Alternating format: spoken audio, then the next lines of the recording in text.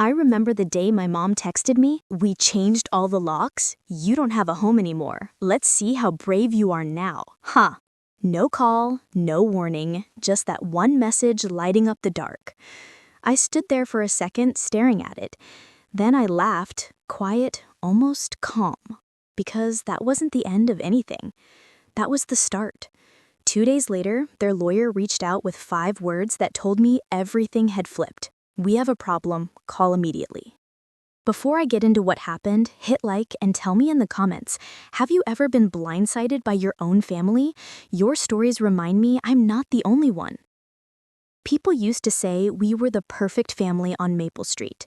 White shutters, trimmed hedges, Sunday dinners that smelled like roast chicken, and false peace.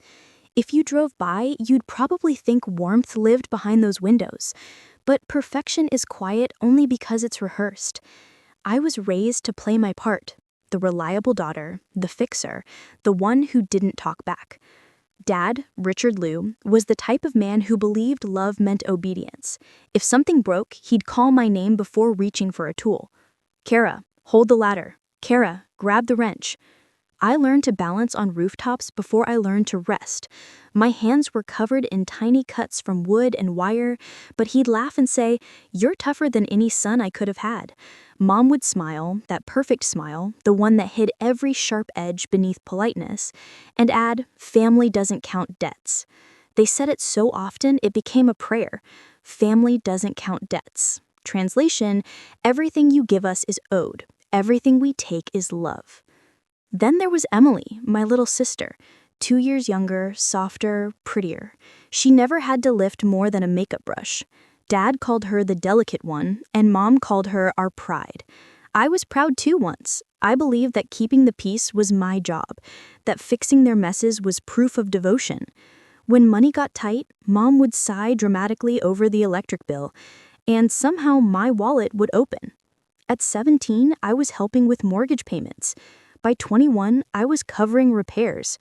It didn't feel wrong back then. It felt like love. They told me I was so good with numbers, so dependable, and I mistook manipulation for gratitude. Every time I patched a wall or transferred a payment, I told myself I was holding the family together. But there's a price to being the glue. You never get to stop holding. I remember one Thanksgiving standing by the window watching Mom hand Emily a small jewelry box. Inside was a gold bracelet engraved with her initials. "It's for our little artist," Mom said. Emily hugged her. I smiled, pretending I didn't feel the chill crawl up my arms. That bracelet probably cost the same as 3 months of my rent at the time. But family doesn't count debts, right? Years later, that phrase still echoes in my head, soft, poisonous. I can still smell the varnish from the banister I painted at 16, hear the creak of the lock I once fixed for Dad, see the porch light I replaced flickering in memory, the same porch light that would one day shine over a door I wasn't allowed to open. It started with whispers, soft enough to sound harmless. I came home late from work one night, shoes damp from the Portland rain, and heard my name through the kitchen door. I should have kept walking, but something in Mom's voice froze me mid-step. "She doesn't realize all her help was voluntary," she said, quiet but clear. "When we sell the house, it'll just be our names on the papers." My chest tightened. Sell the house? Our house? The same place I'd painted, repaired, financed piece by piece for years. Dad's laugh came next, low and smug. Classic Cara. All heart, no business sense. Then Emily's voice, hesitant. "But won't she expect something?" Mom snorted. "Expect what? She gave gifts. Gifts don't buy ownership." For a second, I thought I'd misheard. The room spun in silence, the air thick with the smell of leftover dinner and betrayal. I gripped the wall until my knuckles went white. "Gifts?" I whispered to myself, the word curdling in my mouth. They were dividing my effort like spoils, and I was the fool who funded their comfort. I walked to my room without a sound, every step heavy, rehearsing the script they'd written for me my entire life. Be grateful, be quiet, be useful. But something inside me cracked that night. I didn't cry, I didn't confront them. I sat on the edge of my bed, the glow of my laptop reflecting in my eyes, and I started remembering every transfer, every bill, every time they'd said, "Just this once." Hours passed. The house went still. I could hear the rain against the window and the faint hum of the refrigerator, steady, unbothered, unlike my heartbeat. Then, just as I was about to close my laptop, my phone buzzed. 11:27 p.m. "We changed all the locks. You don't have a home anymore. Let's see how brave you are now. Ha ha." The words burned into me one by one. I read them again slower. Locks. Home. Brave. And that laugh. Ha ha. Mocking, sharp, final. No call, no explanation, just that cold message glowing in the dark. I don't know how long I stared at it. Maybe a minute, maybe 10. Then something strange happened. I laughed too. Soft at first, then louder until it echoed off the empty walls. Because in that moment, I saw the truth clearly for the first time. They hadn't shut me out, they'd freed me. I turned off the phone, opened my laptop again, and started typing. Not a message, not a plea, but a list. Dates, payments, repairs, every cent, every receipt, every promise. When I was little, Dad used to say, "If you want something done right, do it yourself." Fine, I would. By dawn, I had a folder named Proof. And as the sun crept over the blinds, warming the cold air of my room, I made a quiet promise to myself. This time, I wasn't fixing anything for them. I was dismantling everything they'd built on me. The morning after that message, something inside me reset. No anger, no tears, just a clean, eerie calm. I brewed coffee, logged into work like nothing had happened, and started moving in silence. If my family wanted to see how brave I was, they were about to find out on paper. By day, I was still the dependable data analyst at a downtown firm. My coworkers had no idea that every spare minute was spent tracing back a different kind of data, my own history. I pulled old emails, bank transfers, utility statements, payments for roofing materials, contractor quotes I'd covered temporarily, grocery receipts from the months they'd claimed they were broke. Every number had a story, and every story pointed in the same direction. They had taken, and I had paid. I started building what I called the ledger of truth. One column for what I'd given, one for what they promised. The totals didn't just add up, they screamed. $47,000 toward the mortgage, $23,000 for renovations, $15,000 for emergencies, $85,000 of my life. Dad always bragged that I was the only one in the family who understood money. He just never realized how dangerous that would make me once I stopped using it for them. When my screen filled with lines of proof, I printed everything, labeled each stack, and tucked them into a file box under my desk. I didn't plan to run to court right away. Revenge, I decided, should age like wine, not explode like fire. I met with 3 different attorneys over the next few weeks. The first 2 spoke to me like I was just another hurt daughter looking for sympathy. The third one didn't. She leaned forward, eyes sharp. "You've got a case, a solid one. It's not about the deed, it's about equity. If you can prove contribution and intent, you have standing." Intent. That word clicked. I thought about the text again. "Let's see how brave you are now. Ha ha." That wasn't just cruelty. It was proof. Malicious intent in writing. From that moment, every step I took was deliberate. I documented new transfers. I archived every voicemail Mom left pretending to check in. I backed up every file twice, one on my laptop, one in the cloud. At night, I'd sit at my desk, watching the cursor blink beside the word evidence. My apartment was quiet except for the hum of the heater and the occasional ping of another bank alert confirming what I already knew. I had the upper hand. By the time spring rolled around, my case was airtight. My attorney was ready, the paperwork drafted. We just needed one final trigger, something that showed intent beyond question. It arrived right on schedule. 2 days after the anniversary of that text, I got an email. The subject line read, "Urgent property sale notice." They were selling the house without telling me. I smiled. Finally, they had handed me exactly what I needed. The day of the mediation felt nothing like the storms I'd imagined. No thunder, no chaos, just a crisp Portland morning that smelled faintly of rain and paper. I walked into the downtown law office with a folder tucked under my arm and a coffee in my hand.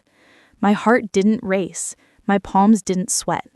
I had already lived through the worst part, being locked out of my own home by the people who swore they loved me. The receptionist guided me to a sterile conference room. White walls, long table, 2 pitchers of water untouched. The hum of fluorescent lights filled the silence. I sat down, placed the folder in front of me, and waited. A few minutes later, the door opened. My parents entered first. Mom in her usual soft beige coat, the one she wore to church to look humble, and Dad in his press shirt, jaw tight, eyes burning. Emily trailed behind them, twisting the strap of her purse, her face pale. "Cara," Mom said softly, that same tone she used whenever she needed something. "You look tired, sweetheart." "Good morning," I replied, my voice calm, almost detached. Her lips curved in a smile that didn't reach her eyes. "You didn't have to make this so official. We could have talked." I tilted my head. "You changed the locks. Talking didn't seem to be our family's preferred method." Her smile faltered, but before she could answer, the mediator, a middle-aged man with kind eyes, entered, followed by both attorneys. Mine gave me a reassuring nod as we took our seats. The first few minutes were procedural, polite, the kind of civility that makes your skin crawl when you know what's really underneath. Then my attorney opened the folder and began laying out the documents, page after page, of receipts, transfers, invoices. "This file," she said, sliding it toward the center of the table, "contains proof of Miss Liu's direct financial contributions to the property located at 2146 Maple Street over a 14-year period." Dad leaned forward, scoffing. "That's ridiculous. Those were gifts.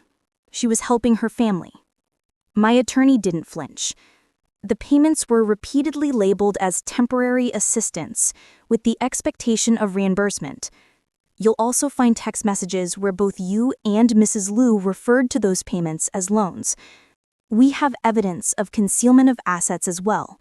Bank statements showing you maintained substantial savings while requesting money from Miss Liu under the pretense of financial hardship." Mom shifted uncomfortably. Her hands, perfectly manicured, trembled as she reached for the papers. "This is being twisted. We never—" I interrupted for the first time. "You told me I didn't have a home anymore. Remember that?" The room went silent. Her mouth opened, then closed. She looked at me, pleading. "That was a misunderstanding, Cara. We were angry." "It's in writing," my attorney added, sliding another page across the table. Dated and timestamped, 11:27 p.m. The text reads, "We changed all the locks. You don't have a home anymore. Let's see how brave you are now. Ha ha." The mediator adjusted his glasses, frowning. That message certainly suggests intent. Dad's face turned crimson. "She's twisting everything. That text was a joke." I met his glare evenly. "So was your idea of family." The mediator tried to regain control, but the tension had already snapped. My attorney continued methodically, pointing out every inconsistency, every false statement. The evidence stacked higher, thicker. Mortgage payments I'd covered, renovation costs, utility bills, even the receipts for the new locks. Then came the moment I'd been waiting for. The opposing attorney, an older man with weary eyes, cleared his throat and leaned toward my parents. "Mr. and Mrs. Liu," he whispered urgently, though the room was quiet enough for everyone to hear, "we have a problem. You need to call me immediately after the session." The irony hit me like sunlight after a storm. I smiled, just barely. There it was, The line from my thumbnail of a life finally playing out in real time. Mom's composure cracked. "Cara, please," she said, her voice wobbling. "We're family. Don't do this." I looked at her for a long moment, then spoke softly. "You're right. We are family. That's why I gave you chances. Years of them. But family isn't a free pass to take and take until someone breaks." Emily's eyes filled with tears. "I didn't know," she whispered. "Yes, you did," I said. "You just didn't want to believe it." Dad slammed his palm on the table. "After everything we gave you?" I cut him off, my voice steady. "After everything I gave you, you didn't raise me. You drained me." For a heartbeat, no one spoke. The sound of the air conditioner filled the space between us, humming like white noise over the wreckage of our relationship. My attorney finally broke the silence. "Given the evidence presented, we're requesting a 50% ownership interest in the property, or equivalent compensation based on current market value." The mediator nodded slowly. "It's a reasonable demand, considering the documentation." Dad looked like he might explode. Mom reached for his arm, but he jerked away. Emily sat rigid, staring at the table. When the session ended, my parents rushed out first, whispering to each other in panic. Their lawyer followed, phone already in hand, his voice sharp. "Yes, I'm aware. I told them we have a problem." I stayed seated for a moment longer, staring at the folder in front of me, the quiet weapon I'd built out of betrayal. As I stood, my attorney smiled faintly. "You handled that well," she said. "Numbers don't lie, people do." Outside, the city was drenched in gold light. The street smelled of wet pavement and victory. I walked past a coffee shop window, caught my reflection, and almost didn't recognize the woman staring back. Steady, untouchable, free. I wasn't the daughter who obeyed anymore. I was the woman who learned how to fight without raising her voice. And for the first time in years, I didn't feel small. I felt precise, powerful. They thought changing the locks would end my story. It only opened the door to theirs. The court's decision came 6 weeks later, printed neatly in black and white. 50% ownership awarded to me. It wasn't luck, it was proof. Every line, every number, every late-night calculation finally meant something. The house sold for more than they'd expected. After legal fees and taxes, my parents walked away with half of what they thought they'd retire on. They'd built their future on my obedience and watched it crumble under my evidence. I didn't move back in. That house was nothing but ghosts wearing the shape of family. Instead, I bought a small townhouse across town. The first thing I did was change the locks myself. New keys, new rules, new peace. Sometimes my phone lights up with their names. Dad's emails full of guilt, Mom's voicemails dripping with regret. But I never answer. Some doors, once closed, stay that way. On quiet mornings, I sit by my window with coffee and sunlight warming my face, listening to the hum of my own space. No footsteps, no orders, no demands. Just quiet. Just mine. They changed the locks to keep me out. I changed mine to keep them from ever walking in again. They thought they were teaching me a lesson about loyalty. What they really taught me was how to live without them. Freedom didn't come with forgiveness. It came with boundaries and a brand new set of keys. Sometimes justice doesn't roar. Sometimes it just signs papers and walks away quietly. And that's enough. If you've ever had to rebuild from the wreckage your own family left behind, you're not alone. Your peace is worth protecting, even if you have to fight for it. Hit like, share your story in the comments, and subscribe for more true stories of quiet revenge and hard-won freedom.